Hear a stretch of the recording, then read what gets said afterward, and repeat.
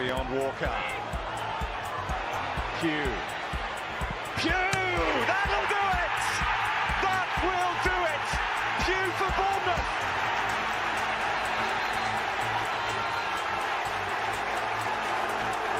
The roof of the Gold Sands is raised! Everyone here knows what that could mean to this football club.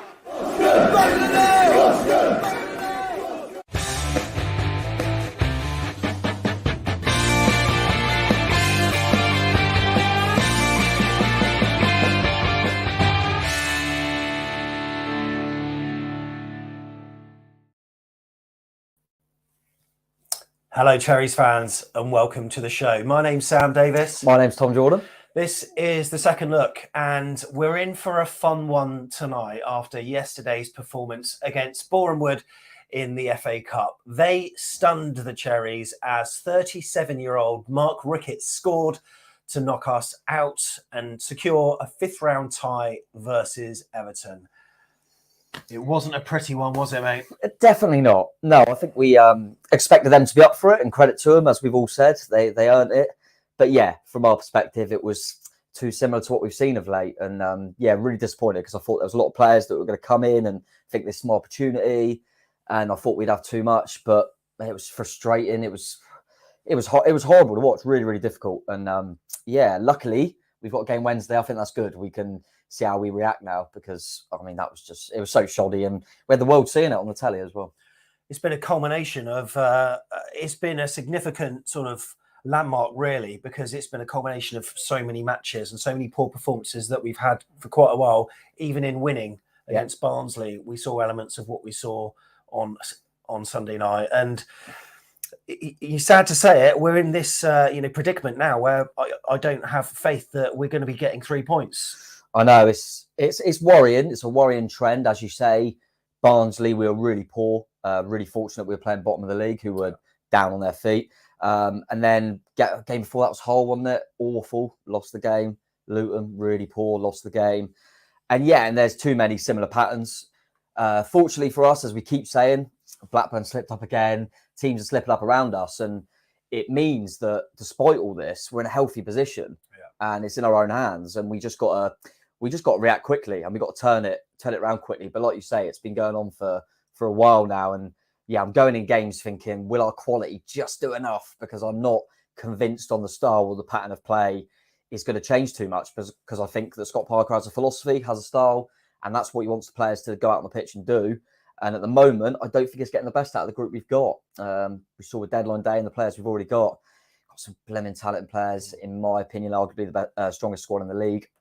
And they shouldn't be regimented in this way, in my opinion. I think they need more freedom to be able to go and show their stuff and go and play some football, especially at home to Bournemouth. Why you're at home to Bournemouth and playing in such a conservative way, I don't get it. I really don't get it. There were a number of things, the personnel choices, just the way we were playing. There was a damning stat from Jacob Townsend, which I'm sure we'll touch on, regarding the backwards passes. And there's lots to talk about. And yeah, as back of the net, we've always tried to stay positive and look for positives, and we will try to do that, but very difficult to do so, I've got to say. And if you want to know how much the club are wary of what the fans think, they haven't tweeted since the game, I don't think, unless they've tweeted in the last half hour or so, which shows you they are very wary of how negative the feeling is at the moment. And we're going to aim to, cut through it all in a sort of autopsy style over the next hour and a bit. And whilst it is a second look show, it's also a free for all as well. And there's a couple of people waiting at the moment who we will bring on very, very shortly. But if you're new to the channel, welcome. Thank you very much. What can they do, Tom? Click subscribe. That'll be lovely. And if you are watching, chuck a like in there because that helps us then get out to more people. And hit the bell as well. If you want to see more of our stuff, it will let you know. And yeah, appreciate you watching. And hello to all the Bournemouth fans who are looking forward to seeing a bit of a dissection of that game. And as I say, credit to you guys, because I was about to say you have to credit them. The fans, the management, the players. You see how much at the end they definitely earned it. You never want to see your team lose, but it was the magic of the cup. Unfortunately, we were on the receiving end of it. But yeah, you just saw 11 players and obviously the subs as well, just working their nuts off to get a win, and the game plan worked for them. They looked to work hard and nick a goal, and that's exactly what they did. from a 37-year-old who barely ever scores. I think it was one of them games for us, wasn't it? But I think they had the right.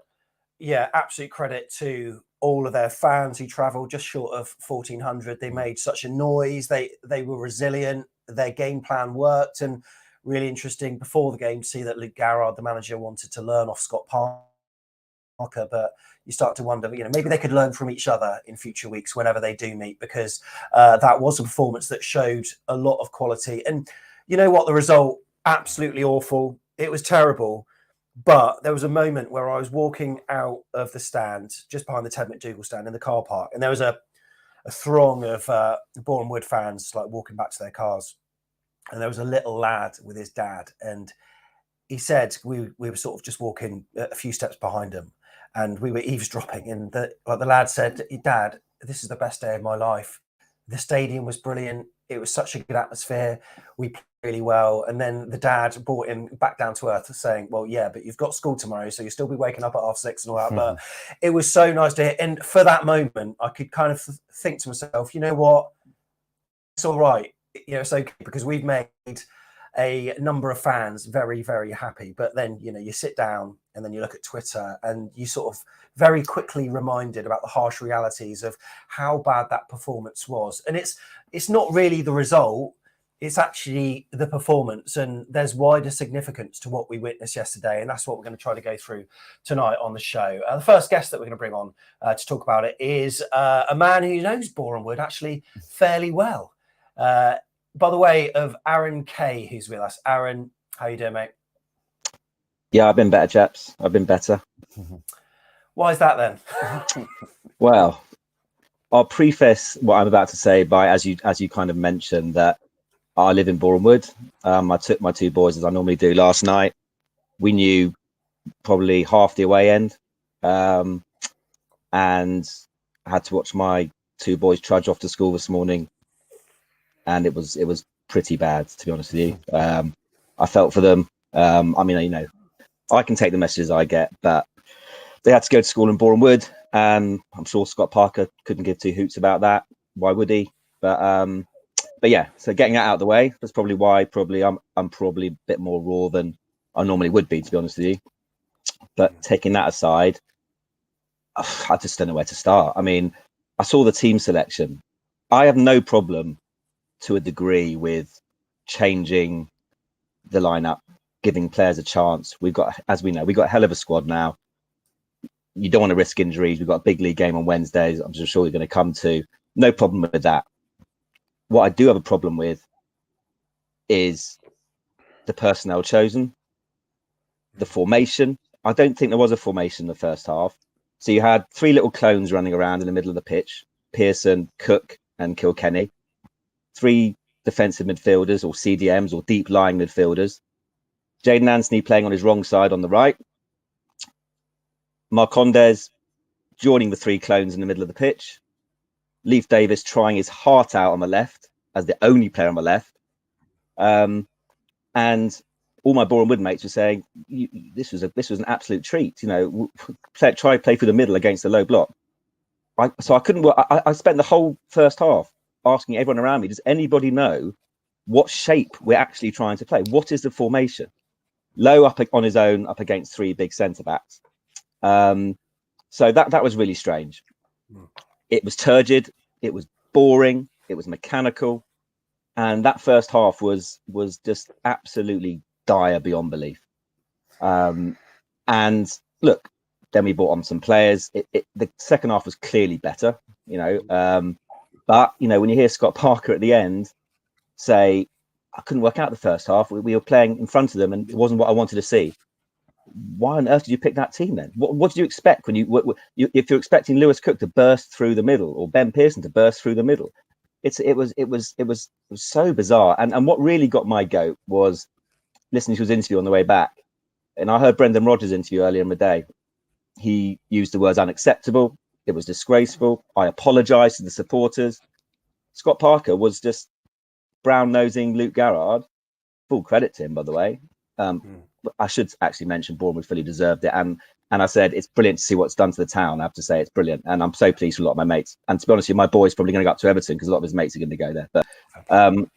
But Scott Parker was just kept saying credit to Bournemouth, full credit to them. We were much better in the second half. We did everything but score. Did we really? We had 2 shots on target, 2 shots with 82% possession the whole game on target. So don't question your players, Scott. Question your formations in the first half. That's basically where we're at, and that just annoyed me as well. The interview. Have we lost Aaron? No, he's back. Yeah, you temporarily disappeared there. Sorry. I mean, I agree with everything Aaron's saying there. I think like Aaron mentioned, the way Scott Parker described the performance, particularly in that first half, I thought, well, what did you expect from them three in midfield? I don't understand it. It was an absolute treat for Bournemouth because we're playing against a team and we're playing 3 deep lying kind of playmaker type players.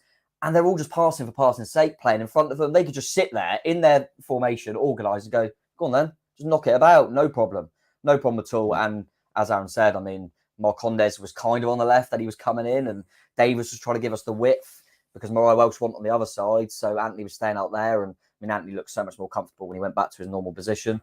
But we didn't offer anything. And the 2 subs at half time, I mean, anyone would have saw we had to do that. We all knew before the game. It was we were just looking for a bit of quality from somewhere, but yeah, we set up, we played right into their hands, and we made it, as much as they deserve credit, we made it so easy for them. It was unbelievable. We just didn't offer anything, mate. So I agree with what Aaron's saying, and I feel for his boys and him as well. That's going to be a tough week at school, eh? They've got through today, so to be honest with you, that's as bad as it gets. They're fine. They came in there, they're absolutely fine. But yeah, look, I wanted Scott Parker in. I backed him, throughout. Look, we were all there many games together, through that 15-game spell. I was very raw last night. I probably got a bit carried away with my feelings on social media and to other people. But we've got to give him time with these new players. But as you've said, it wasn't just about last night. It really wasn't. It's been a period of time. And I've always kind of backed him, and I said, I'm not listening to these Fulham fans about Parker Ball.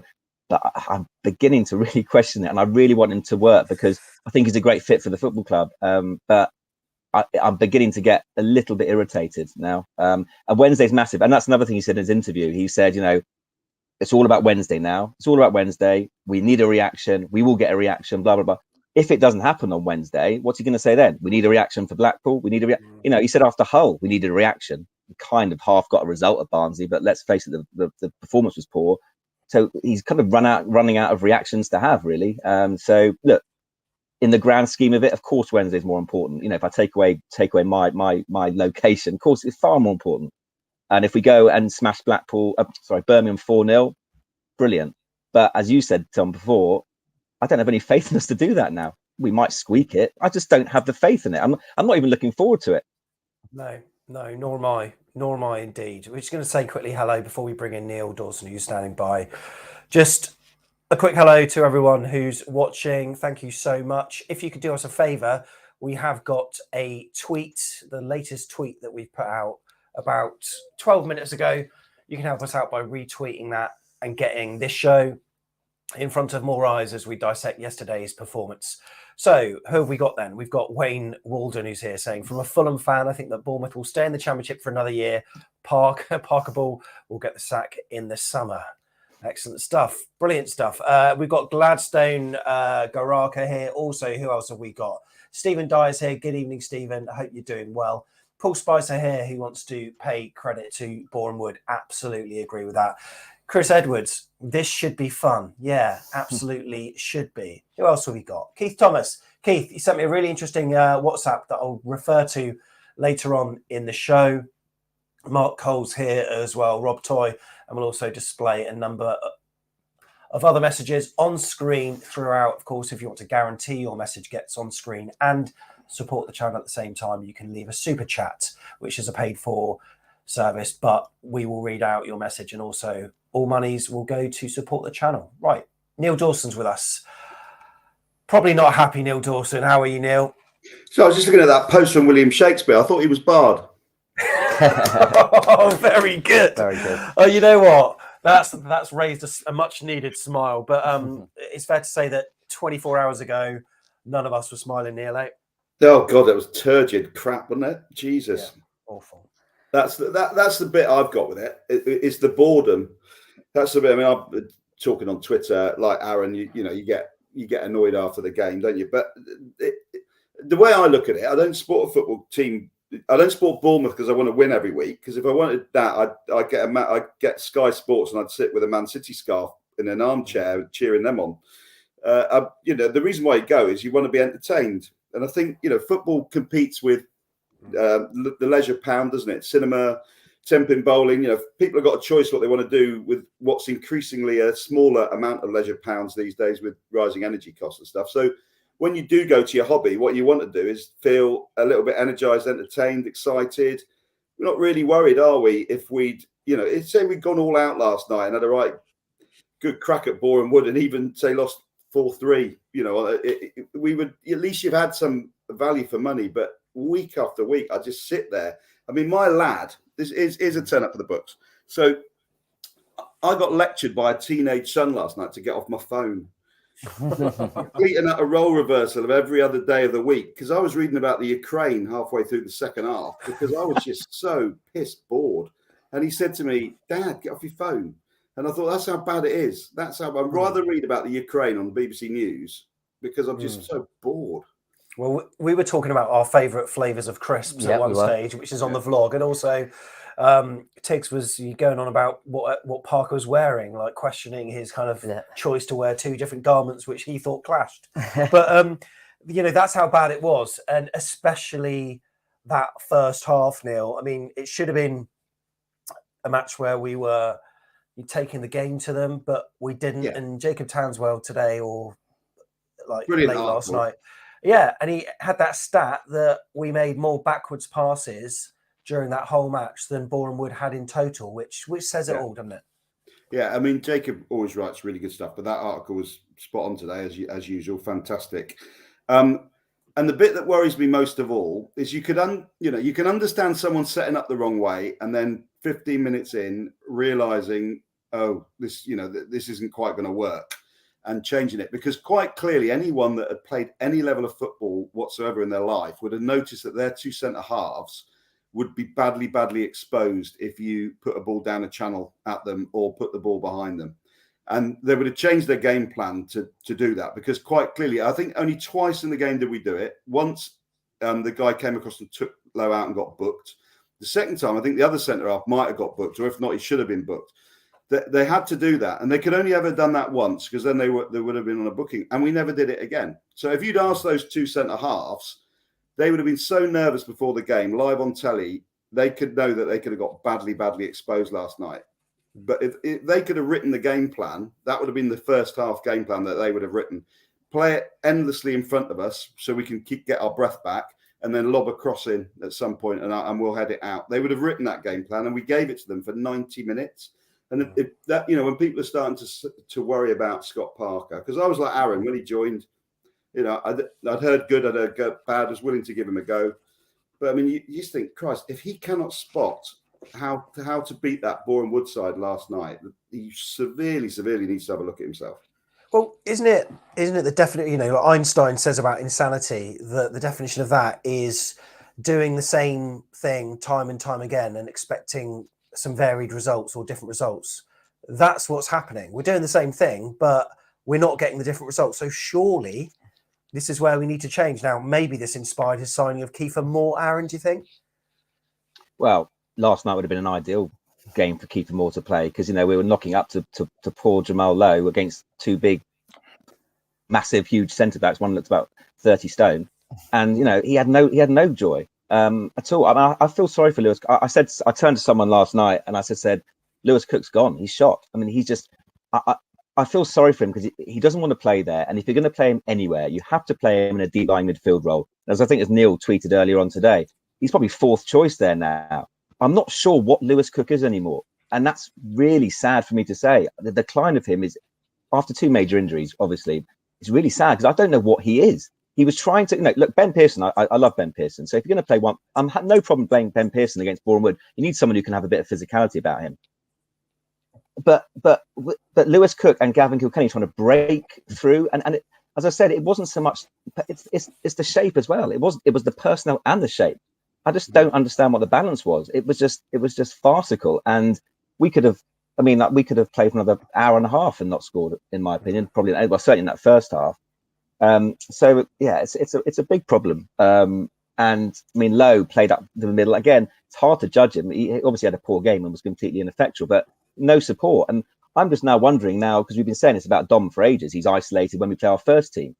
Whether, you know, and I've never been a massive advocate for it, the 3-5-2, whatever you want to call it, but I just think Moore and Solanke, he needs help. We need someone who can actually get their head on the ball and hold the ball up. And I think maybe 2 up front is the way to go, because, you know, we might well start with Dembele and Cantwell on Wednesday night, but Dom's still going to be isolated for me, and I'm not sure what's going to change. Yeah, I agree. I agree with what everyone's saying there. I was gonna throw over. We were talking about it off air, Sam. That kind of, you know, the problems of last season and things like this. I'll chuck this over to Neil.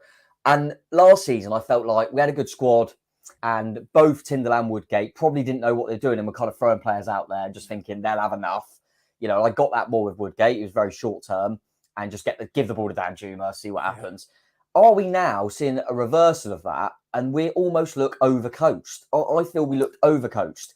I think the players look so regimented, and they're so worried about their role that there's no freedom. I don't know what you think of that, Neil. I feel like we're overcoached. No, 100%. The exact words I used were overcoached. And Lewis Cook. So it's really interesting. You want to talk about Aaron was talking about Lewis Cook. You were talking about overcoached. So I spent 10 minutes in the first half where I just watched Lewis Cook.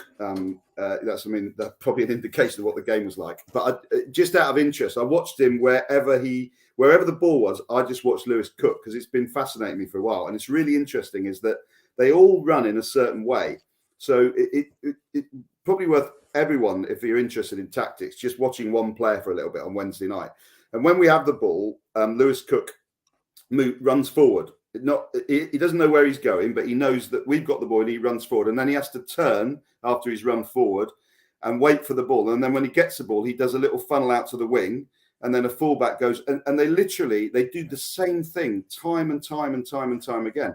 And then when they haven't got the ball, they come in narrow. So the two wingers, we always talk about how ridiculously wide our wide men are, only when we've got the ball. So watch when we haven't got the ball, they come in narrow. So they are so drilled into running the same pattern. So the problem with that is, unless you've got De Bruyne and Messi playing, other managers will look at that and think, right. And I think this is what happened at the start of the season. That Bournemouth were playing in a way that Bournemouth hadn't played for years, and it was taking people a little bit of time to work it out. Now everyone's worked it out. So if we can see it, none of us are experts. Someone who's sat with a laptop, who's an ex-footballer, will be working saying, look, this is what they do. So if they do that, this is what we have to do. And it's even got to the stage now that a group of very average, no disrespect to them, but compared to our players, very average players were able to execute a game plan where we had 2 shots because they knew exactly where we were going to run. And if Scott Parker, I worry he's bright enough to see this. I think he's one of those managers that this is the way we play. So Tom, to your point, yeah, completely overcoached. And if he doesn't break it, he'll lose his job. Yeah, I agree with that. I was saying to you, I feel that it's, I don't know whether stubborn's the word, maybe it is, but it feels like this is my way and this is going to work. That's very much what it feels like. Obviously, we've heard Fulham fans have said similar things. And yeah, that's my worries. There's no way he can't see it. There's no way that he can't see what we're seeing. I just think he just thinks we can execute it better and feels that's the way to go. But even the signings that we've just made, I don't see, Todd Cantwell, Siriki Dembele, they're not players that want to be regimented and overcoached in this way. They're free players. They want to be able to express themselves. And yeah, I do worry about that. I do worry. And I wonder if, I was saying to you one night that first goal in games, when we're getting the first goal, we kind of get away with it. If we nick the first goal, then because we're so well drilled, teams have to come on to us. It suits us. When the opposition nick a goal, for God knows how long, I keep thinking, that's it. Like straight away, as soon as Bournemouth scored, I thought, we're going to struggle now. Because I just don't see, we're not changing anything. It's so predictable. And we're all seeing it. So it will be interesting to see what happens Wednesday. But I see similar patterns, and it's just all going to depend throughout the season on whether them bits of quality with the great players we've got will do enough. We nearly had it last season with Danjuma. Will we have a few, just a bit too much quality? If not, then Just going through a few more comments on screen. Good evening to everyone that's watching. And once again, if you could do us a favour by retweeting our latest tweet, that would be really helpful. Mad Hutter says, I'm going to unsubscribe if you don't stop the score prediction bullshit. I think that's because I said 2-0, you said 3-0, 2-0. I think someone said 3, yeah. What, so we're at home to Bournemouth Wood, in we're fairness. at home to Bournemouth Wood. But I tell you what, I will unsubscribe you myself. So don't worry, I've done it for you already. So no more videos. You subscribe. I presume you're just a little bit angry at the moment. Right, who else have we got watching? We have got a number of Cherries fans. Samuel Lundy is with us as well. Hope you're doing well. Who else have we got? Chris Edwards, the beauty of the cup. And yeah, you know, looking at it from the bigger picture, it was. And it was live on ITV4. And I think a lot of football fans in general would have been extremely happy with that. Cameron is here as well. Good evening, Cameron. Thanks for the kind words, Nick, about the Clive Tilsey interview. Yeah, he was absolutely superb. And you know what? I did ask him a question.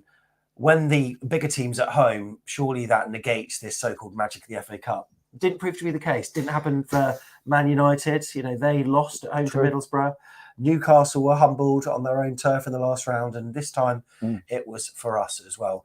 David Cordell, the link to take part is afcbpodcast.com/take part. And a person that's done that is Marky Masters, who's here with us. And you know what? He's got a smiley face, but Marky, I presume that's not how you genuinely feel though, right?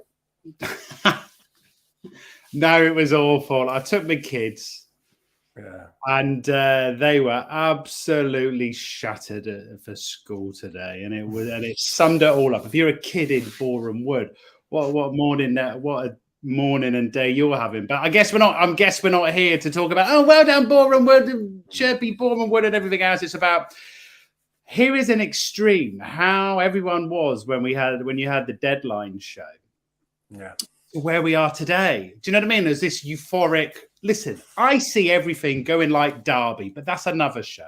By the way, Neil, now me and you spoke, and I had a really nice chat with you on the train a few years ago. I was going with my family to watch a show in Southampton, and you and your son were going to watch when we played Southampton. It was 2-2 when Gosling scored. We had a nice chat on the train. Really? Nice to share a screen with you. Sorry, I don't remember that now. It makes you look like a celebrity, and take that. By the way, can I ask everyone here, Tom, Sam, Aaron, we were just alluding to the thing about Parker.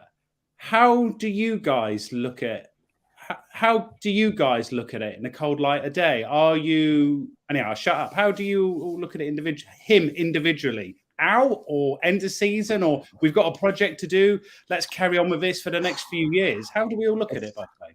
For me, look, it was a 3-year project. We said at the beginning, none of us expected to get automatic promotion this year. We probably expected the playoffs, and expectations change very quickly. And then with expectation, you have to start delivering. And I think what the board and Max have obviously realised is that this is a very weak division. This is our one chance, because next year it's probably going to be stronger. And let's back the manager. So I'm not Parker out yet at all. But I do worry that if Wednesday goes wrong and we lose at Blackpool, they're not in bad form at the moment, and things can carry on in this turgid, mechanical, goddamn boring style of football without getting results at the same time. I don't know. I don't want to become a club like Watford and start sacking your manager every 3 or 4 months and have 3 managers a season. But that's why I'm really, really praying he just takes away a bit of the stubbornness, releases the shackles, and changes his mentality and his philosophy a little bit, because I really want him to succeed. But I guess, I've always said this, realistically, who else would we get in? I'm not saying we're completely small fry, but we're also not going to get managers people might want or expect us to get. We're just not. So I'm not entirely sure, if I'm being honest with you, unless Eddie gets a sack at Newcastle and fancies coming home. Yeah, that's true. But yeah, look, no, not for now. I think he has to be clearly given time with his 7 new signings, 3 or 4 of which we haven't even seen yet. But I think, with 18 games to go, next 4 or 5 games are going to be huge for Scott Parker.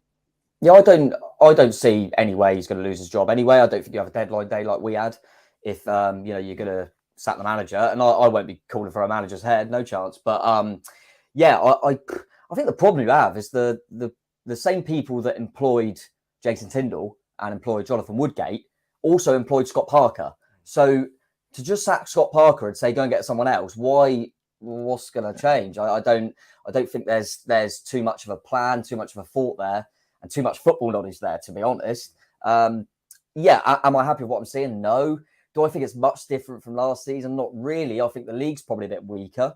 I think last season, Norwich and Watford were very, very good. Even Swansea were quite strong, and obviously Barnsley were doing well. This season, I don't see the kind of chasing pack, as you call them, being good enough, and I think we're getting away with it. I mean, I think we've won 3 of the last 11. I mean, we shouldn't be in the position we're in.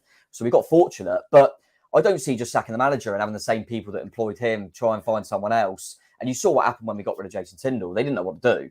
They didn't know what to do. They had all these people coming forward for interviews. We had Vieira and Omri, and they were like, "Oh, I don't know what to do." And then they just gave it to Woodgate, and I just think there was a bit of panic. So I don't think that would calm us down at all. I think he's going to get the season regardless, and it's got to hope things change. And I definitely think it's going to be a long-term plan. I think they've put their trust in Parker now, and that's what we're going to have. So we just got to deal with it and hope things change a little bit. Yeah, agree with that. Neil, I mean, I've seen a few of your tweets, so I've got a pretty clear gauge on how you may be feeling about certain things. But in terms of Scott Parker, what are your thoughts? I mean... Yeah, well, you can't... I mean, last year, we gave a manager a transfer window and then got rid of him before he played any of those players, which is the most ludicrous thing ever, because they should have just given the transfer window to Woodgate or kept Tindall. One of the two things, just not the thing they did. And then, so you look at it now, I think, well, surely they won't make that mistake again. So that means, he's around for a little while. I think the other thing we have to remember is it's not like Jason Tindall or Jonathan Woodgate. This is the guy that they've nailed their colours to the mast on for at least 18 months. He was the person that was earmarked from the club to replace Eddie, were Eddie to leave. And it's taken them a little while to make that happen, but they're not going to give up on that. So regardless of what we think, he'll be staying. From my point of view, I think it'll get very interesting, because I think you can see him not turning it around, and you could see a couple of difficult games coming up with Forest, etc. With Steve Cook coming back, we could end up repeating the kind of performances we've seen for the last 11 games. I mean, why wouldn't we? Logic would dictate we probably will. And then the problem Scott Parker's got is he's not an ex-Bournemouth player or an ex-Bournemouth coach like Jason Tindall was. He's not got the Cherries charisma that Jonathan Woodgate had. Had we been in the ground with Jonathan Woodgate, his running down the touchline celebrating goals, the crowd would have loved him. I think we could all see he wasn't tactically astute. But Scott Parker doesn't interact with the fans. If anything, he does the opposite. He blames us, for the atmosphere when things go wrong. He never played for us. We have no allegiance to him. Probably an awful lot of fans don't like Chelsea as well. So he's really got to watch out, because the atmosphere in the ground could get quite sour. And I could see the fans turning on him before the board turn on him. I agree with you.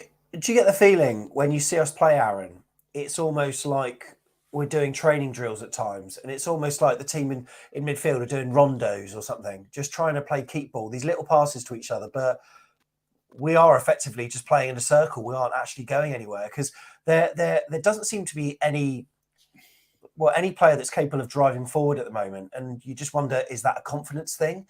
Is that something Scott Parker's told them not to do? We were doing it sort of every so often at the start of the season, but now it's just nothing at all. So I can only think it's a mentality thing, and maybe something to do with like the lack of confidence. Maybe that first goal that we always seem to score, there was a stat, wasn't there, that we didn't concede first for, I don't know, a long time. Do you think that's something to do with it? Look, I mean, confidence is key in football. Every player's confidence, and as Neil alluded to, you can feel it in the crowd as well. So I think last night players did, were feeling it, and it was tense, and there was an edge to it. But I agree that they look overcoached, and it all looks like that. But I just fail to believe he's saying you can't express yourselves. You can't, I mean, he said himself when he signed Dembele, Scott Parker, he said, always someone who can get their bums off the seats. He can take players on. He obviously wants to see that, or he's saying he wants to see that. And, and clear that the fact that we were looking at a Lawrence or Rothwell and eventually ended up with Campbell, we want that player to drive from midfield, that creativity, because again, last night's 3 aren't going to give you that. I don't know what it is. It's a lot of, keeping the ball. And look, this is what we were warned about with him. It's about dominating the ball, controlling the ball, which is all very well and good. But if you don't do anything with it, and I do worry, I still do worry, even when we've got the likes of, the first team out on Wednesday night, it's still going to be, Kelly to Cahill or Mepper, whoever's going to play, back to him, back to them, back and forth, and wide to Christie, comes back on into his left foot and then back inside. And, I'm just not seeing what's going to change. And I'm not saying we should suddenly go, starts launching balls in the box and just play Kiefer Moore every game. But they just need to have the shackles off. The squad is unbelievably talented. We should have the players to just take the shackles off, let them play. You can still have Lerma sitting and being, solid and disciplined, and but let's just go for it. And I think it's getting to a stage now where, as Neil said, if he doesn't go for it, he might regret it, because he's going to run out of games. Yeah, absolutely. Just want to say thank you so much to Sam for the super chat. We truly appreciate it. Neil Dawson, some closing words before you shoot off, buddy? Let's move on now to Birmingham City. I think that's it's good to have a game to bounce back so quickly, and I think he'll get Lerma in, and I think we'll see Campbell and Billing playing in front of Lerma, who will offer far more attacking threat than Kilkenny and Lewis Cook ever would. With Christie out wide, and I think the question for me will be who starts out of Dembele and Anthony. I think he'll probably go one last time with Anthony, with Zamora and Billing, and try and get that triangle down the left that worked so well at the start of the season going. And it's a massive game now for us, which probably it wouldn't have been had we won. I don't think it would have been. We've got a couple of games down, but I think now all eyes will be on that squad, and have they got the managers back, and are they going to bounce back and entertain, and is he going to let the shackles off a bit? So I think it just makes Wednesday more interesting. So can't wait for it. Well done for not saying we go again or we dust ourselves down. Very good. When we cross that white line. So. Neil, thanks very much for coming on. Really appreciate it. Liv. See you all later. Take care. Marky, closing words about that? Give us some kind of optimism, or give us some crumb of comfort. What did you take out of that performance? It was a good thing last night. I saw Brett Pittman there. Oh, that was nice. Brett Pittman was in the ground. He's playing for East. Another thing is that imagine if back of the net was around after we played Blythe Spartans. Imagine what our mood would have been then. And look at the manager that we had then to have a pop at. So in hindsight, if you're looking for crumbs of positivity, at least we weren't playing a team that was a lot closer than us. Well, they were a team that we played back in 2009, 2010, whenever it was, against them. My one other thing for a shoot off is that I don't want nostalgia to start hitting us. You're seeing stuff with the Woodgate nonsense. Or if when Steve Cook comes back as well, all the build up to that is going to be horrible as well. All this stuff that's come up, what the world was like. It was a better time not too long ago. And I think we need to stop looking at this, looking back in hindsight of our little rose tinted glasses, that the world was a better place. It hasn't been, and it hasn't been for a while. And you see a lot more, Sam, Tom and Aaron, with your travels and everything else that's happening every week. I don't want us to start to get thinking that the world was great. And it wasn't. But this is what football's about, what Neil was saying. This is why we go again. And we just want to see a game, and we watch football that we kind of hope that something good and fun is going to happen, and an attack, and not that awful midfield dross that was happening in the centre. And the other thing is, it's going to be tough for you. It's going to be tough for everyone. The first 15, 20 minutes on Wednesday evening. It's going to be everyone's going to feel it on Wednesday, don't you think? When we kick off. Yeah. No one's going to be singing. It's going to be tense. It's going to be a horrible 15, 20 minutes. We need to start fast, don't we? Yeah, my worry is like they say, we start a bit slowly and we let in an early goal. If we let in an early goal on Wednesday night, it could be a really difficult night. It could become quite toxic, actually. But the reversal of that is we go and nick an early goal, and the crowd get behind them, and the boys start seeing a bit more confidence, and it could be a great one. So let's hope it's the latter. But yeah, I think the way we start the game is going to be massive to the whole evening.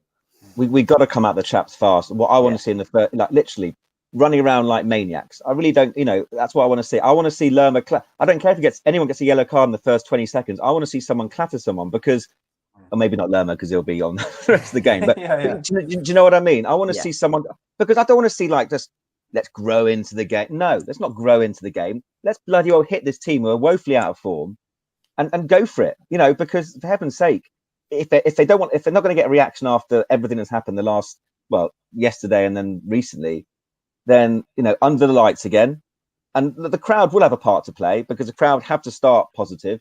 Then that's what we want to see. If we start very slowly into the game, then I seriously really do have to begin to wonder. But look, as Marky said, look, I think from a positive, it is perspective. I've had lots of conversations with people today to think about. Look where we are. We're still third in the championship with games in hand to comfortably go second.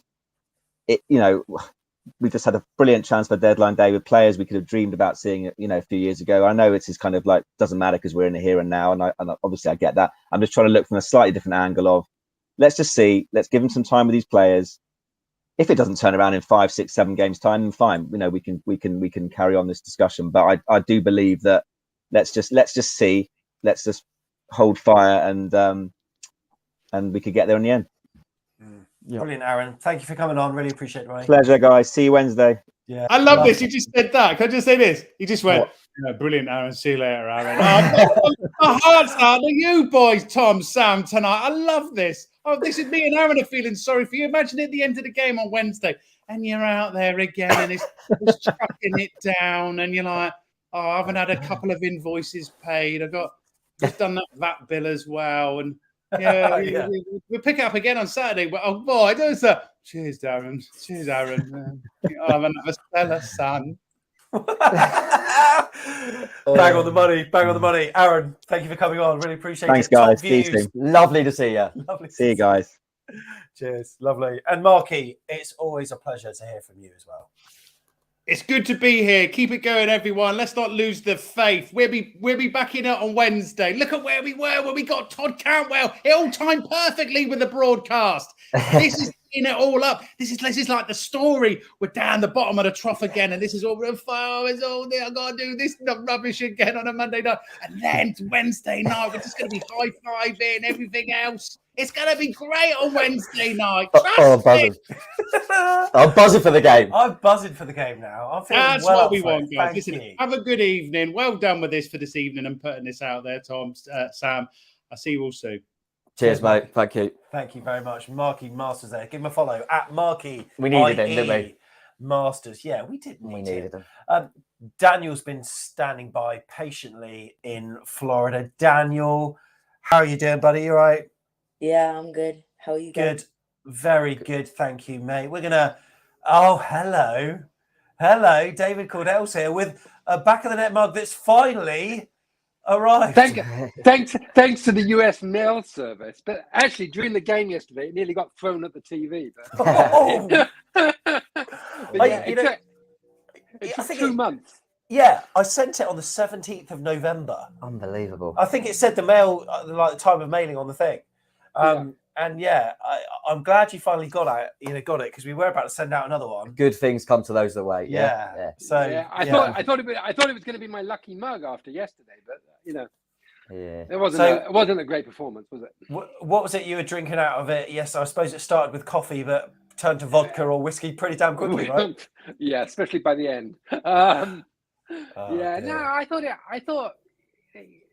Say a couple of things. Well, first of all, Bournemouth would deserve to win, right? Yep. I mean, I don't think any of us would disagree with that. No. But the second thing is, everybody, I was reading on Twitter, which is a big mistake after a game like that. Yep. But one of the things that's really frustrating is that people are like, why don't we take the cup seriously? Well, I'll tell you why we don't take the cup seriously. Because there's $100 million if you get promoted to the Premier League, and there's $200,000 if you get to the next round of the FA Cup. Yeah. Where's the money? Where's our emphasis going to be? I know the fans want to see a cup run, but at the end of the day, what matters is getting promoted to the Premier League, and we're in still good position.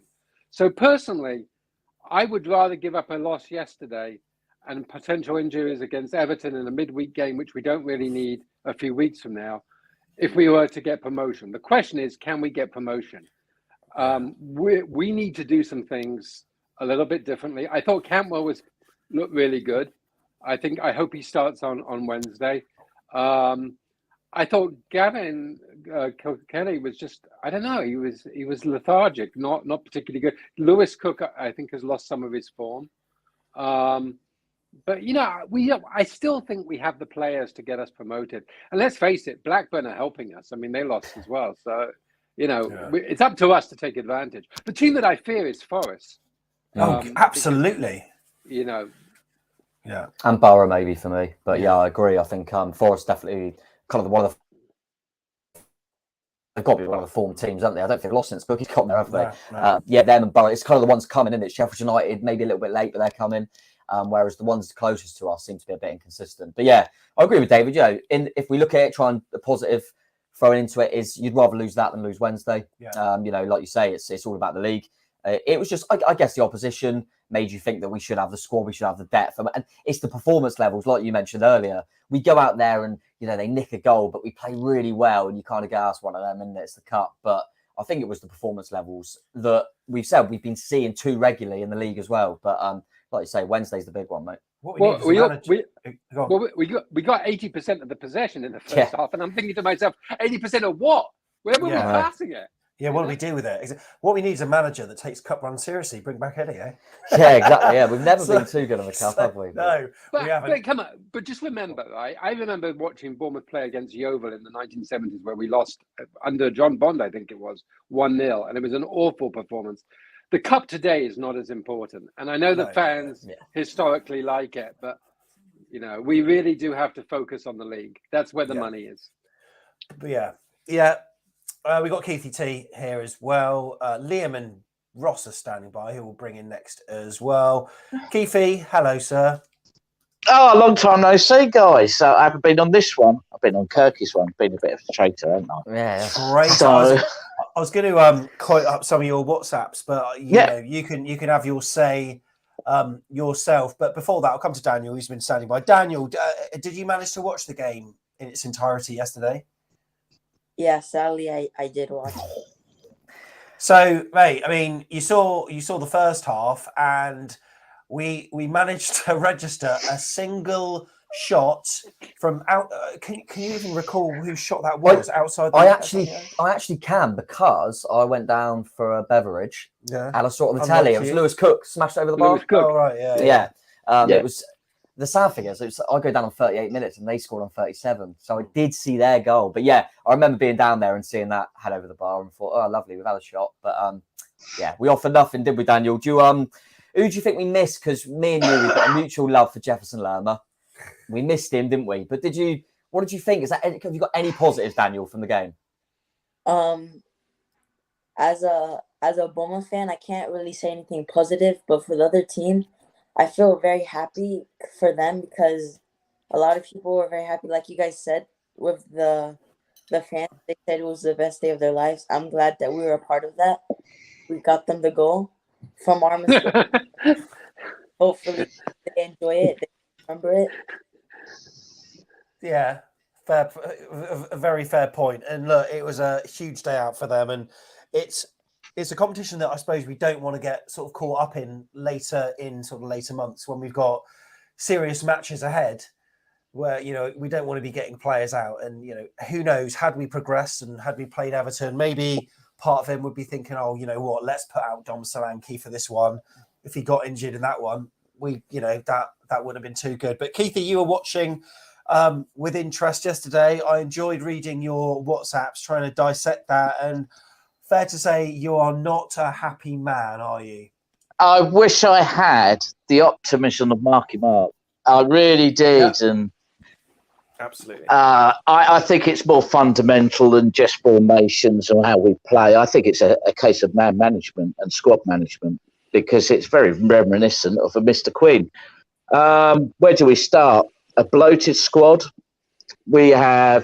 He's indicated in his interviews that he's not happy with the attitude and performance of certain players. When you're bringing on someone like Morgan Rogers on for a cameo for 5 minutes, what do you expect? When you're playing Mepham in about 3 different places, what do you expect? When you treat our ex-captain as he did, what do you expect?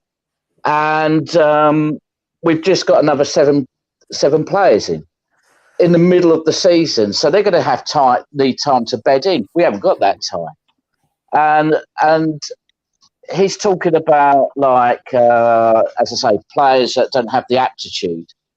Todd Cantwell has just been criticised by 2 managers and his former club about his attitude. So is he really the right guy you want in when you're looking for stability and form to bring in? Not sure. Keith Moore, fine player, 29-year-old, and we paid a hell of a ton of money for these loan signings who haven't played for about 6 months.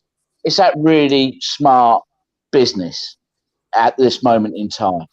But as I say, the man management side of it is, for me, the killer. Neil was pointing out, he isn't particularly responsive to the fans. That's fine. But you see the body language. The last game I was at Blackburn, and you saw the body language of Anthony. You saw the body language of Macondes. You see the body language of a number of players. Stacey doesn't know whether to what he's doing. And if he can't communicate, and head coach, and Tucker was talking about it, and I put a comment in the chat, he says 90% of his job is to manage these guys and the people in the club. And if he's not communicating, if he's not engaging or working out, by this time he should have worked out how to motivate and how to inspire these guys. Then if you haven't got that right, you can have 4-4-2, whatever. If you're not playing for the gaffer, and that's the distinct impression I got last night, then we're in trouble. And let's forget, we're not just sacking Scott Parker. He brought in a whole load of coaches in this. So this is going to be a rather expensive exercise. And next month, we find out what the real cost of COVID is and how much debt we're going to be in, because it's 140 million on the last season's one, which is obviously we were a year behind. This season, we're going to find out how much we made up with Ake and Rambo, and how much we sold, how much we made up for that, and how much we've gambled on this. And we played footsies with this guy 6 months previous, when he was at Fulham, destabilised their season, and he's come along here and he's panic buyed, in my opinion. They're on paper, these are great players, but they've got to work in a formation. And this is a 4-3-3 standard formation. There's nothing extravagant about it. This is what is played in Europe, South America, and most of the teams in the UK by now. And if we can't execute this properly, and I had my doubts at the beginning, I warmed to it a little bit in October when we had a few fine games. But I after that Blackburn game, I checked out. I just thought, this is a guy who doesn't know his squad. He doesn't seem to motivate these guys, and he just disappears down the tunnel when the heat is on. Sorry, guys. And I think Fulham fans will say exactly the same.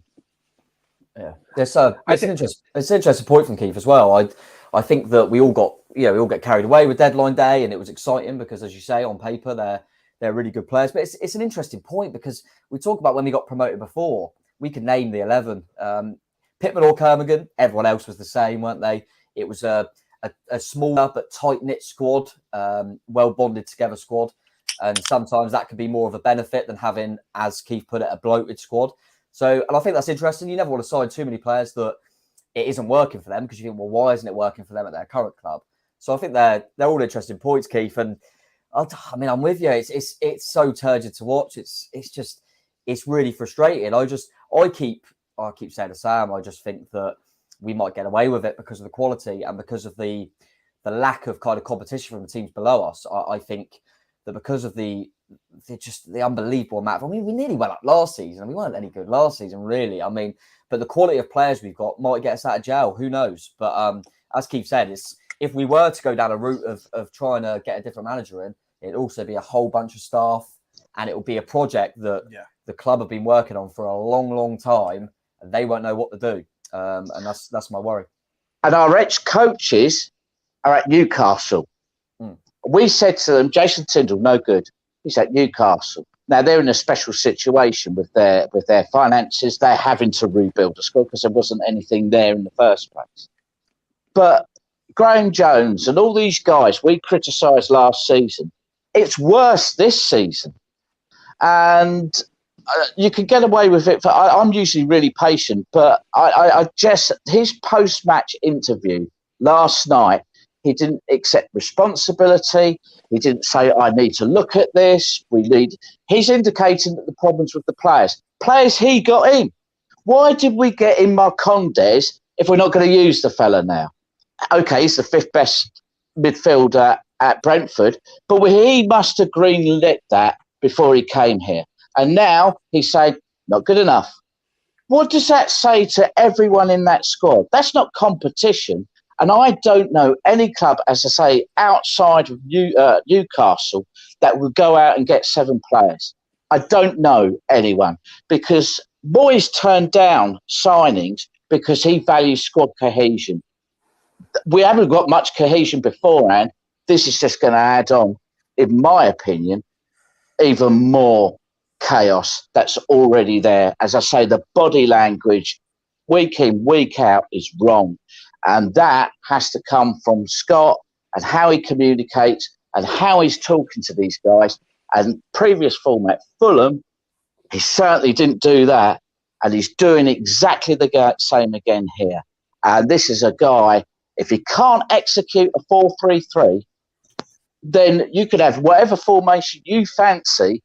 He ain't going to execute it, because I think the guy is a lovely bloke, lovely suits, but I don't think, as an ex-player at the highest levels, Roy Keane at Sunderland's going to be a laugh, because this is a guy who thinks they should all play like me and play to those standards. Well, players are individuals and people in the club are individuals, and they have to be dealt with individually. And if he's hiding in his office and not engaging with the players and not engaging with the club and certainly not talking to the fans, Jason, for his credit, came on this podcast last season to try and win us over, trying to explain himself. All he keeps talking about, week in, week out, we've got to work harder. No, Scott, we've got to actually have a bit of nous about us. We've actually got to change it up a little bit. We actually got to execute a formation properly. Let's just do that, mate, and then we can move on. Well said. Well said, Keithy. Keithy, absolute pleasure to have you on. No worries, boys. We're going to swap it up and get some more people on, but really appreciate you coming on and look forward to seeing you again very soon, sir. Yeah, I'm at Forest, so I'm looking forward to Cookie's revenge. Yeah, Cookie and Grab. Harry. Yeah, love it. Cannot wait. Lyle Taylor. No, he's on Wednesday. Yeah. He's on loan at Birmingham, isn't he? Yeah. Oh, looking Sam Surridge is at Forest now. Sam Surridge, yeah. Lewis Grabban. Grabban, man. Yeah. No, he's just retired, doesn't he, Lewis Grabban? Does he? I think he has. No, he hasn't. No. He's banging in goals. He can't retire, Keith. I'm not having it. Yeah. I'm sure I read somewhere he retired, but I might be wrong. It might be someone else. Perhaps he just had a bad performance, and that's what a Forest fan effectively said. Yeah. He want to come and have a try here. Yeah. He'll want to retire afterwards. Cheers for coming on, buddy. Cheers, buddy. See you later, guys. Cheers, See you later on. Take care. Love it. Daniel, I'm so sorry because I haven't really spoke to you that much. Birmingham City, mate. I mean, we need an improvement. What are your thoughts about the personnel that you would like to see starting? Because there are a couple of players, one player that maybe did all right yesterday. No, who do you think from yesterday that doesn't usually play should probably be involved from the off? Is there anyone?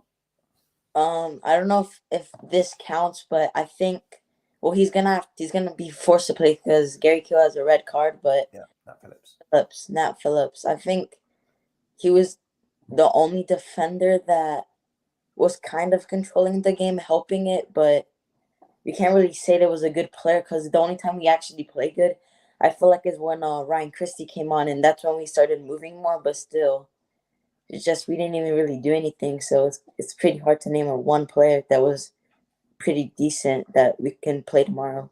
I mean, not on Wednesday. Is it? Can Cahill play though? I thought Cahill was suspended for the game yesterday. Yeah, I believe Daniel Cahill can play because his suspension was just for yesterday's game. Yeah, he is allowed to play. I think the rules have changed, so he can play. Whether he comes in or not, I'm not sure. Be interesting, won't it? I think Lloyd Kelly will definitely come in. But yeah, it could be Mepham, could be Cahill, could be Phillips. So yeah, that'd be an interesting. I can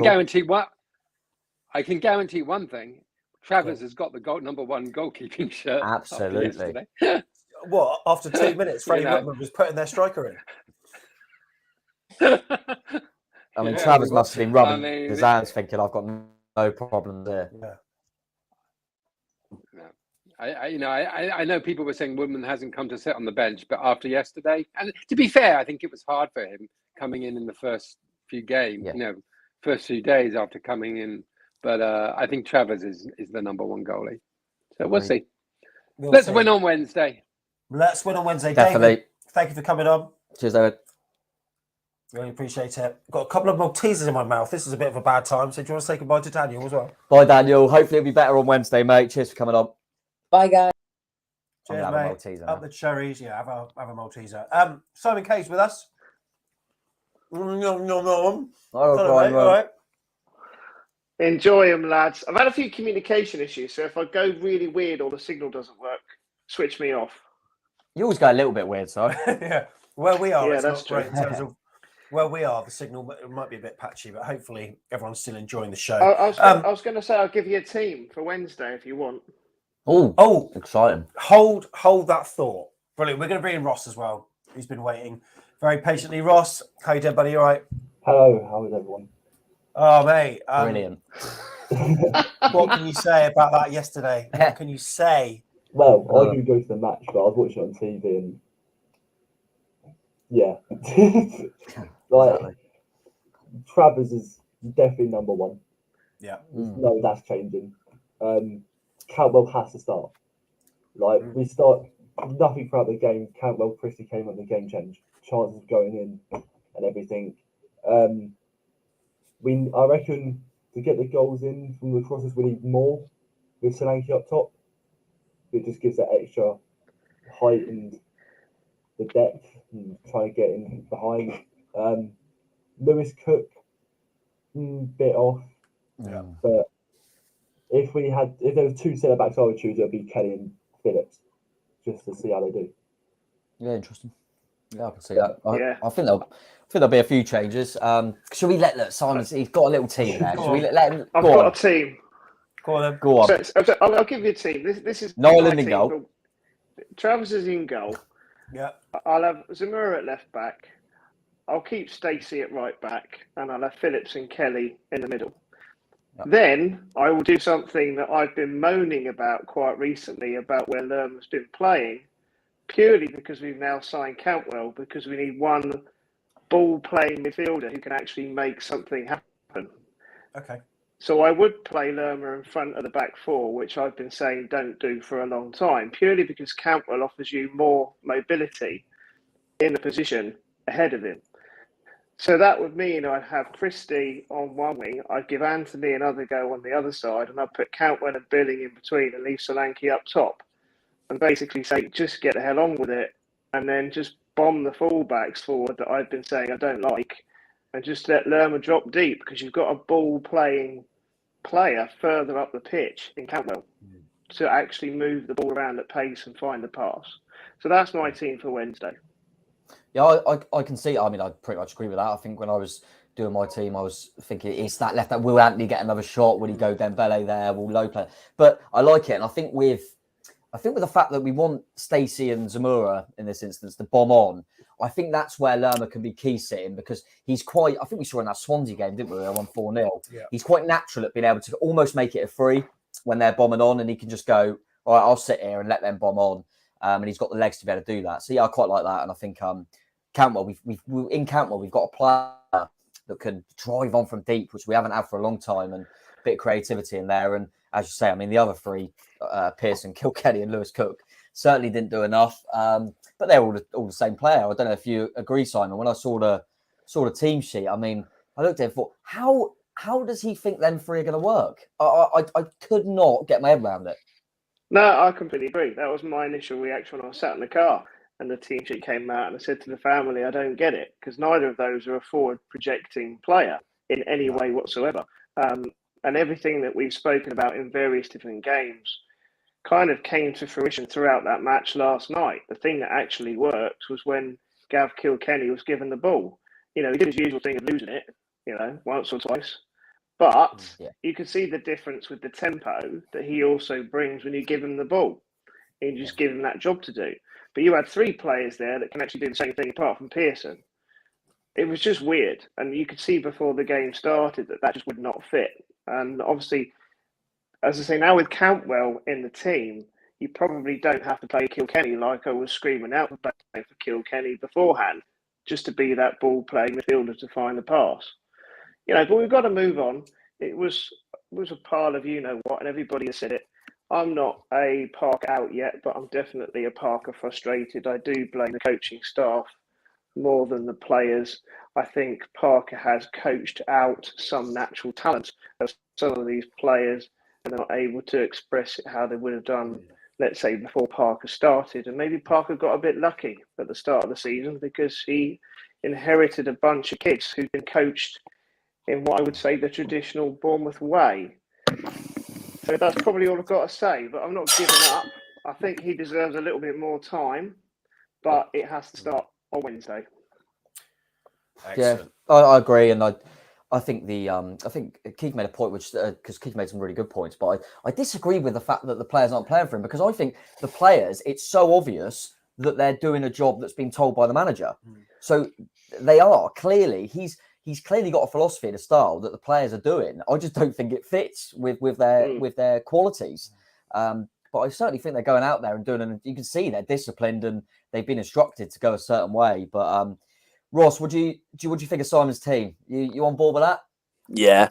Well, now we've put uninvited pressure on Wednesday. I think they're 18th in the league.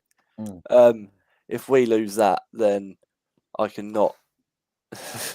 I don't know what will happen, because after Twitter on Sunday, everyone just going in and in. I reckon it'll be worse if we lose on Wednesday. But I think Wednesday we can hopefully nick 3 points.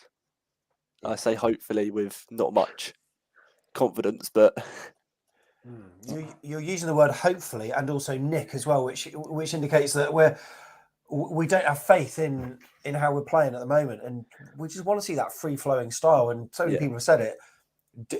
Are we being overcoached? Are the players' natural abilities almost being coached out of them by the way that he wants to play?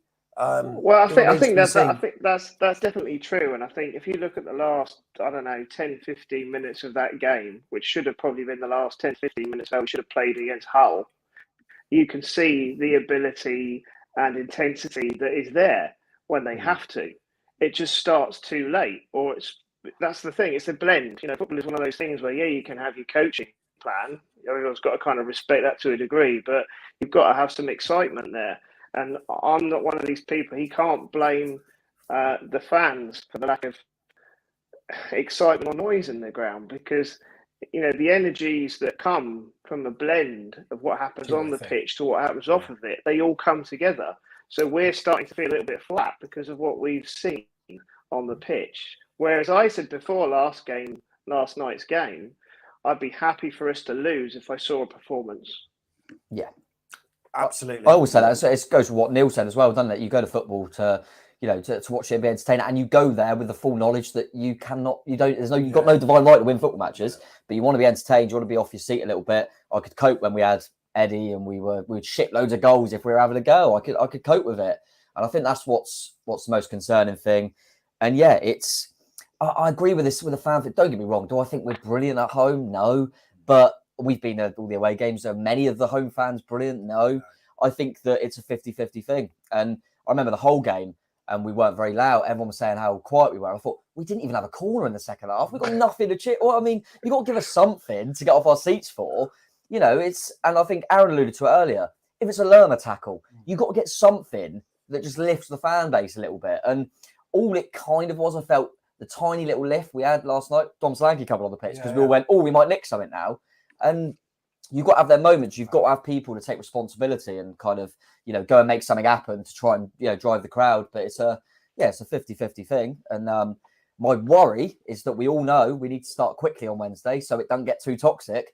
My worry is we're going to start very pragmatic and slowly, and it could get a bit nasty. And the only positive side I've got is we could nick it 1-0 because they're not very good. Yeah, we'll either be nervous or we'll go for it. I mean, it's a total coin flip, hasn't it, from the days of Eddie? We used to start like rockets, and the first 20 minutes was the key part of the game. Whereas in everything most recently, the first 20 minutes has been bleh. That's it. We were very fortunate after Luton and Hull that we had Barnsley, because who were down. And now I think we're very sure of how they work, because if after Barnsley you'd handpick Birmingham at home. Yeah.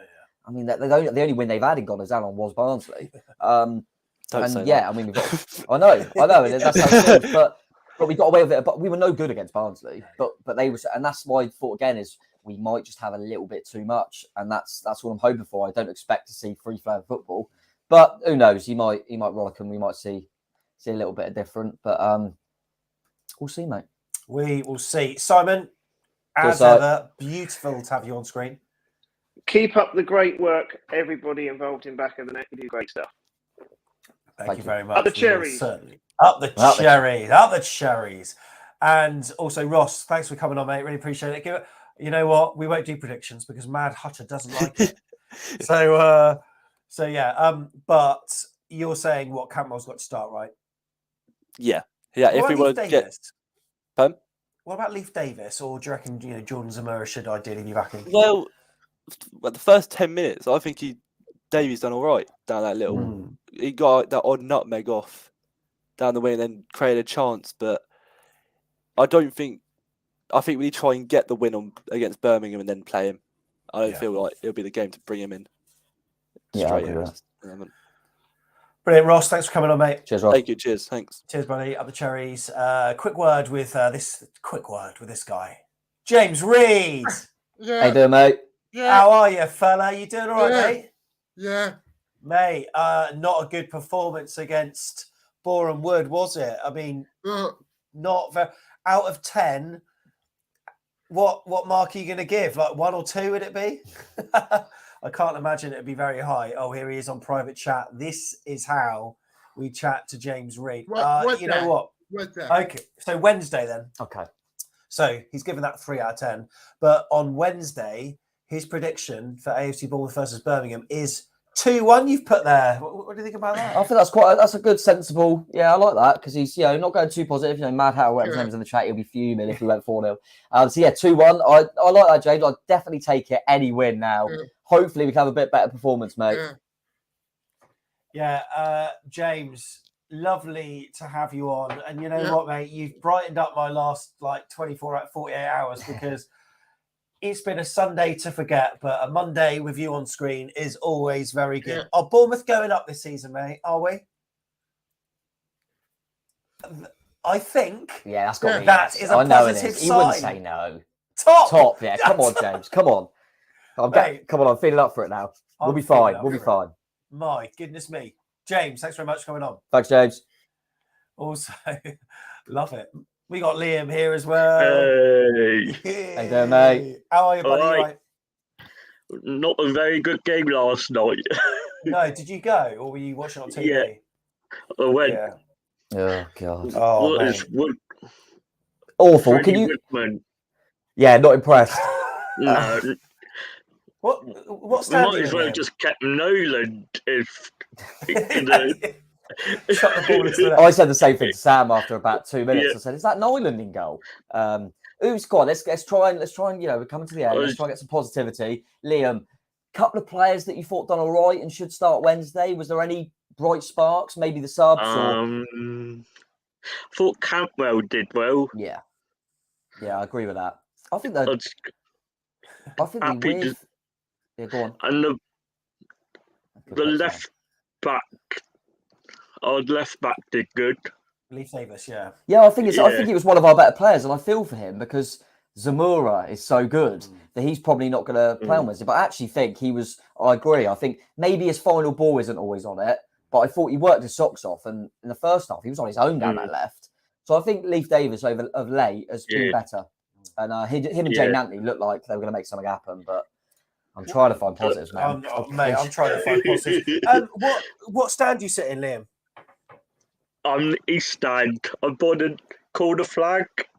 Oh, okay. Oh, you're on the corner flag. So you've got a pretty good view where you're sitting. So you had a pretty good view of some of Freddie Woodman's early touches then. Yeah.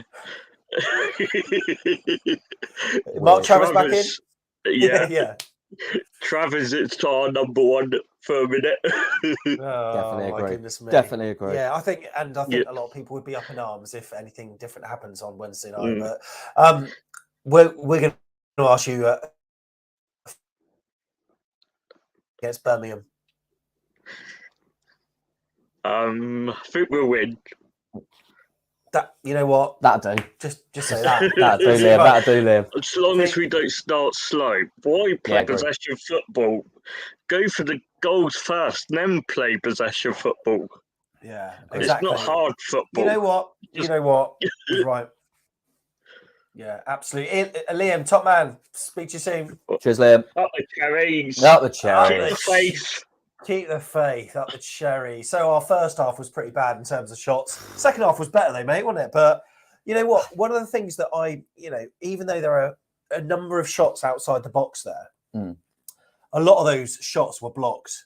Yeah. And only one or two of them, I think Jaden Anthony had one that he sort of took it on and it went over the bar. But you can almost see that players are scared to shoot.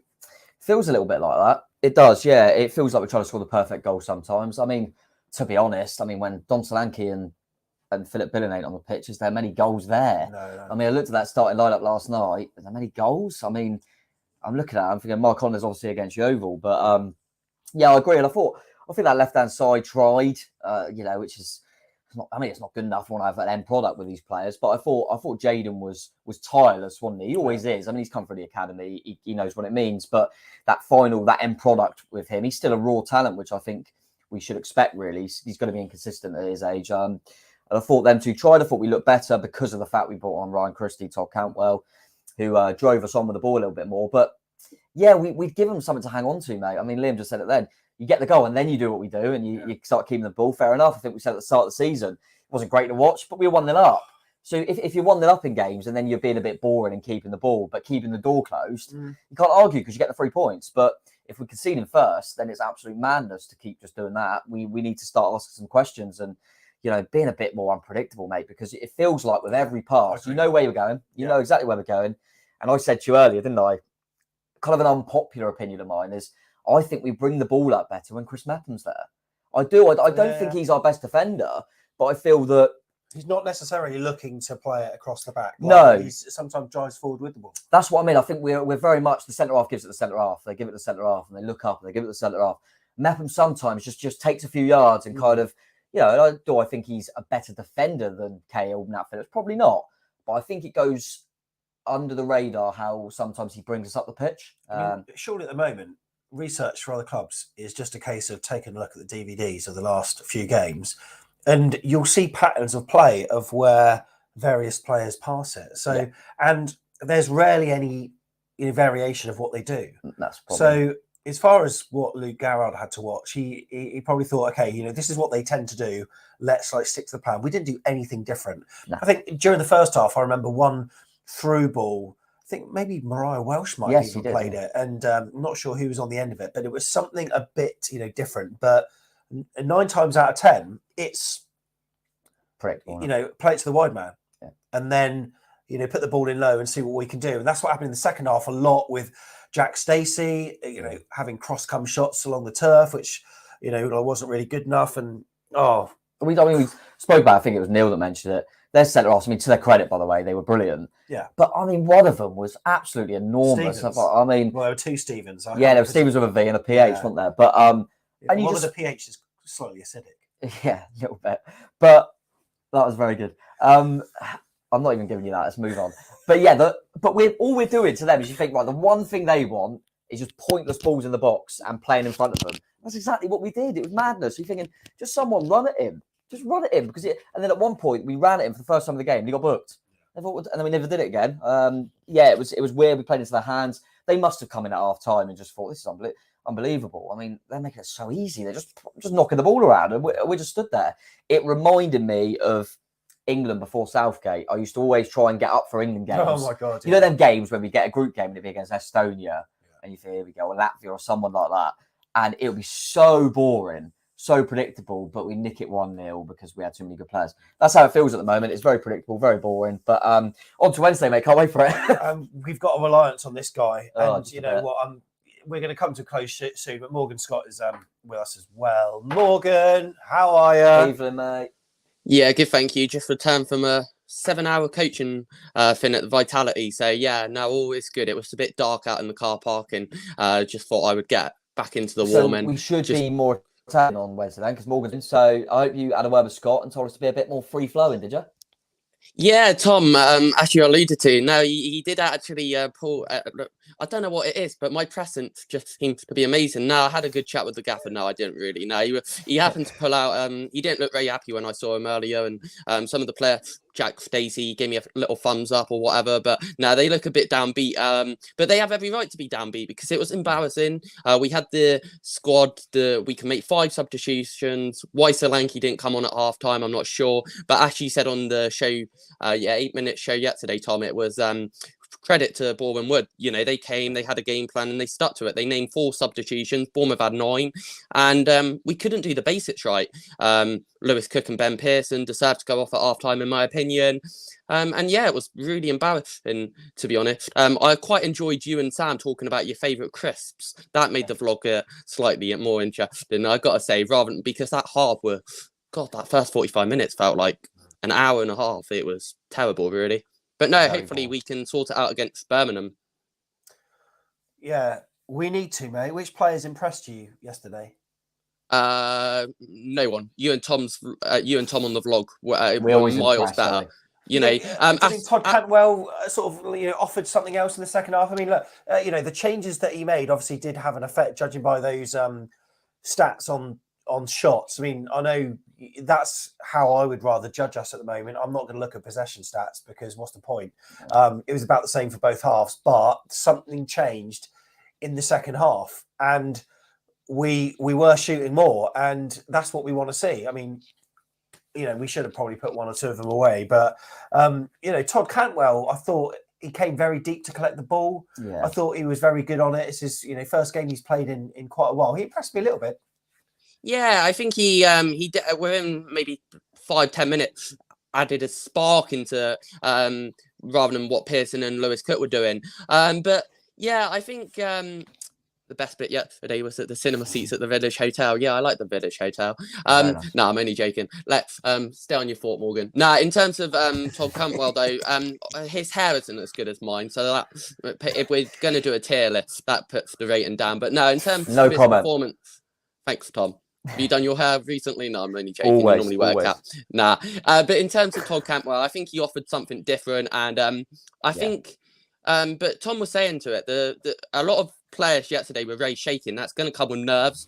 Woodman, very, very risky putting that ball. If that was Man City, that would have been a 6-0 game. And it sounds really negative, and I'm not trying to do that, but it's got to be better. We're making too many excuses. Injury, you can't keep doing it. We've got Scromp and Dat. Nat Phillips and James Hill at the back, they didn't look good together. I'm sure it will grow in time when Lloyd comes back in, maybe with Nat Phillips or Gary Cahill, depending on what they're going to do there. And then obviously Dembele, hopefully we'll see him on Wednesday night because I think he might offer something different. Jamal Lowe, for me, I think we've seen him so often now. He got 14 championship goals last season, and he's been given this. People say he's not a winner. He isn't a winner. He's now been given 90 minutes up front, and he didn't deliver anything. He didn't even have a shot. He had one of them. I don't know. Is it like a pirouette?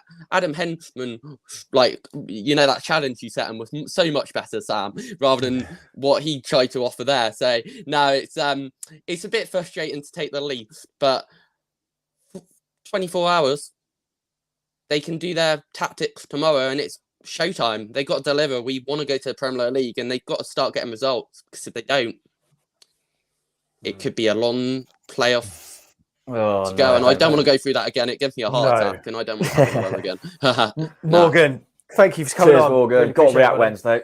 Yeah. No worries at all. Thanks very much, guys, and hopefully have a beer with you soon. Cheers. That's Cheers, Morgan mate. Scott there.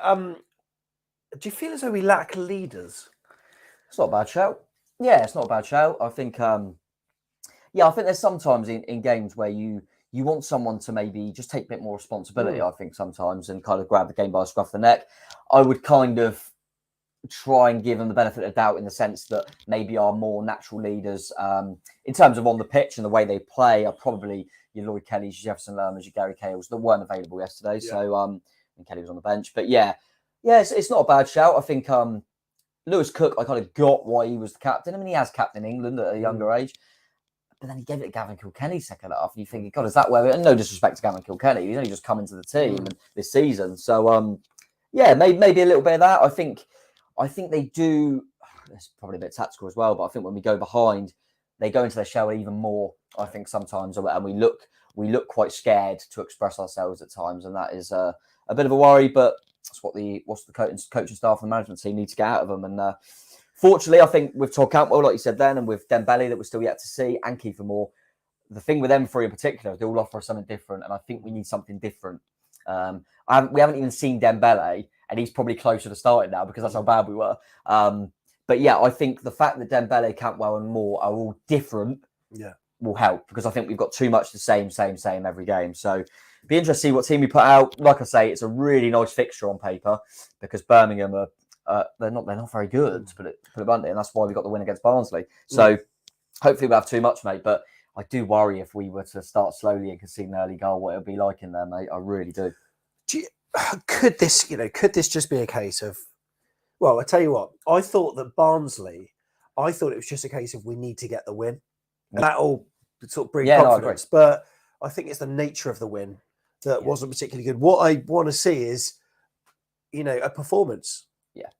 In under Eddie Howe, and I'm sorry to always go back to the Eddie Howe era, that 3-3 against Everton, we didn't get the win. It was only a draw, but it was the nature of the performance. And then look what we went on to do over the next couple of games. I just feel as though we need a good performance, even if it's not necessarily the results, just for players to have that freedom again, and just for them to express themselves. And we're so slow on the ball. We're really ponderous. We're moving it really slowly. It needs to be sharp. It needs to be zippy. And the first sort of 10, 15 minutes is ultra important. It truly is. And we have to start fast, because it feels like it's on a knife edge already. Yeah. Like it could go one or two ways on Wednesday. And I would just hate to hear how toxic it could be. I mean, because, like boos were ringing out at the last league game. Boos are ringing out now against Boreham Wood. And, this is only going to grow unless it's nipped in the bud. And to do that, something's going to have to change, not repeat the same things, expecting something different. It's going to have to change. And he's made personnel changes that will hopefully see that happen. But will he deploy that? Will he put Kiefer Moore on from the start, or will it be a 65-minute thing? Will it be too late? Will have Birmingham scored by then? We need to do things that, breed confidence within the side. At the moment, it feels like everyone is giving the ball to someone else to just watch them do something. Yeah, no one's taking responsibility. Everyone's they're going, you make something happen. No, you make something happen. And none of them want to take that risk. That was what it was like with Dan Juma a little bit. Yeah, a little bit. And that's what I saw a lot of, they were, 90% of them were poor yesterday. But that's why I give a little bit of credit to Kilkenny sometimes, because I think, don't get me wrong, sometimes. Yeah, because sometimes I thought, he just kicked the ball away for the goal, actually, didn't he? To be fair. Very brave. And he gives the ball away. He does give the ball away. But what I think for a young guy is he's brave, and he goes, give me the ball, I'll take responsibility, and I'll try and play this different pass. Yeah. And maybe sometimes you could say a few of his passes are a bit naive, but you know what? I'd rather that than kind of whoever's James Hill yesterday, for example. I could pick anyone out, just getting the ball and giving it to Nat Phillips, and Nat Phillips getting the ball and giving it to James Hill, because they're playing so safe that just so they can't give it away. And sometimes I think, you got players like Kelly are trying to make something happen at least. And like I say, I just think we need a bit of difference, mate. I just think we need a spark. Cantwell could be that type of player. I think I saw that in the brief in the 45 minutes we saw, just to make something happen now. I feel like he's the type of character that whatever his kind of role is, he's a player that plays off instinct, get the ball, he'll flick it around with someone, he'll try and he can get the crowd up. He's that sort of player. But, you know, like Neil alluded to earlier, there's no allegiance with Scott Parker. And as much as I think that they've been after him for a long time, they've let him spend on deadline day, and he will not go before the end of the season. If we lose at home to Birmingham and then we lose in the next home game, it's going to be boos a lot. It could get worse than that. And as owners of a football club, fans are the ones that pay the money to come watch you. And if they see that too regularly, then they will start questioning themselves as well as the manager. So hopefully we don't have to talk about that. And hopefully Wednesday, something will click. Like I say, all it takes is, we were talking about that Cardiff game, the 3-0. Do I think we were brilliant? Not really. I think Cardiff are not that good, but we scored first. Yeah. We scored first, and then the confidence lifts, and then the other team have to come out a little bit. So then when you're playing it around, there's a gap there. Whereas when you concede first and you pass it around, there's no gaps because they're just sitting back. So all it takes is a bit of magic. You know, 5 minutes in, Chrissy gets ball his left foot, bends at the top corner. It could be as simple as that. And I genuinely believe we nick an early goal yesterday and we win that game comfortably. I do think it turns on that. And as you said, confidence is key. And if we can get an early goal and the crowd can all calm down a little bit and we're ahead here, completely different, mate. So it's going to be an interesting one, but I'll rip your hand off for a 1-0 scabby win on Wednesday, mate, because we just need to get the points on the board in the championship for sure. But hopefully a bit more to cheer about because I hate being a bit down in the dumps, mate. You know I do. You know I do. I want to be Mr. Positive again. It's hard to take, but you boys need a big man hug. There's nothing better than a Steve Hensman hug either, is there? Nothing better. Steve Hensman, you know, and he's at that height where you just kind of nuzzle into his nipple, don't you? I'll tell you what, if he wasn't sat in front of me at the game, I would have thought he was their centre half yesterday. Absolutely viewed it in the back for them. That's exactly. If no one's seen Steve Hensman play football, look at that Stevens at the back yesterday. That's Hensman, isn't it? Brick wall Hensman. Mark Masters saying, I think we could all do with Eddie Mitchell rallying. Should I get a leather coat out? Yeah, why not? Why not? We do need to get something, and it's imperative we start. You know what? Do you feel better after this? Do you feel better? I'm not sure I do or not. I've been in your company. Yeah, of course I feel better. I think I feel better. No, listen, I said to you the probably the weird thing for me is I'm not really angry because I'm not that surprised. Yeah.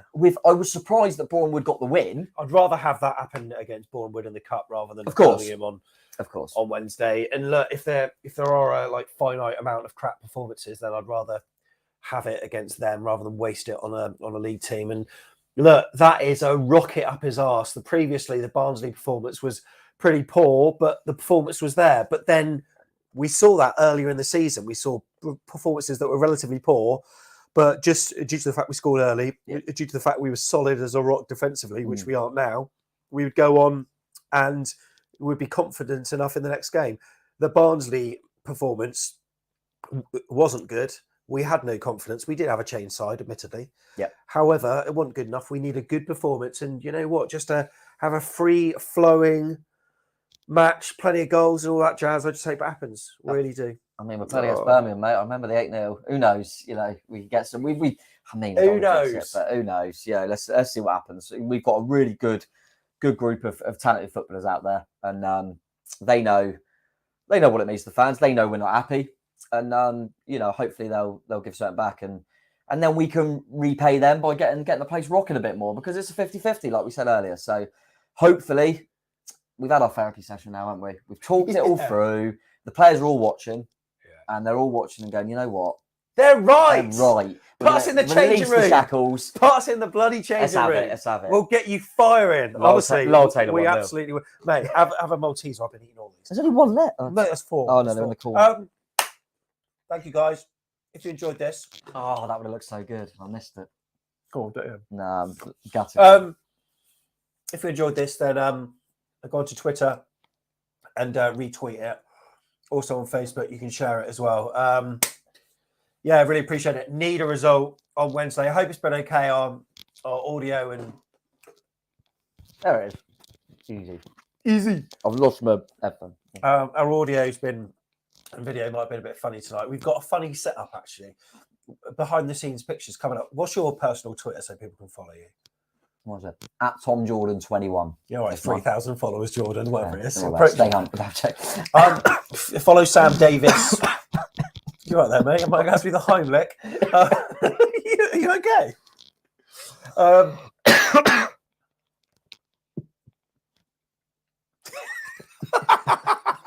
Absolutely fine. It's gone all the way down. No, I've got another arm still. Sam Davis UK on Twitter. If you follow it, I'm going to post some behind the scenes pictures of our little setup in this little garden room, and I think it's worked to a degree. Might have to just change a few settings, and hopefully the picture might be a bit stable next time. But anyway, hope it was good. Really enjoyed it. Really enjoyed your company. Up the Cherries. There's a preview out tomorrow for Birmingham City, including the latest on the team news, and then we've got to do it all over again Wednesday. Cannot wait. Travelling up to Blackpool on Friday. Well, anyone? Oh, I can't wait for Blackpool. Blackpool away. I cannot wait. My throat still going. Up, Jess.